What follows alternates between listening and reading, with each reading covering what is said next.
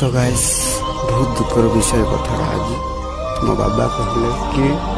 चारि पुओ थाई किछि लाभ नहीं बोली कहे कि आम लाइफ रे आम किछि करि पारनु गाइस तबे भी मो बाबा मेहनत करछंती तो आम भी बाबा को आगे उठेगा ପାଇଁ स्ट्रगल करूछु किंतु को जगह भी सक्सेस हो पारनु। तो गाइस एमती किछि प्लान दियो कि आम आगे भी सक्सेस हो बाबा को खुशी रखे। तो कौन मु कहबी मो भाई मो बाबा माँ भी हार्डवर्क करुछंती आम भी हेल्प करुछु किंतु आम किछि पढ़िछु आ किछि करिकि देखि बोले हमर आशा अछि से मानकर भी बहुत आशा अछि किंतु हमर लाइफ बहुत बैड। कौन मु कहबी मो भाई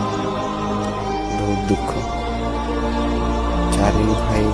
थिले भी किछि खुशी नहीं बोली कहते मो बाबा चारि पुओं को जन्म करके बेकार करछे बोली भाबुछन कौन करिए।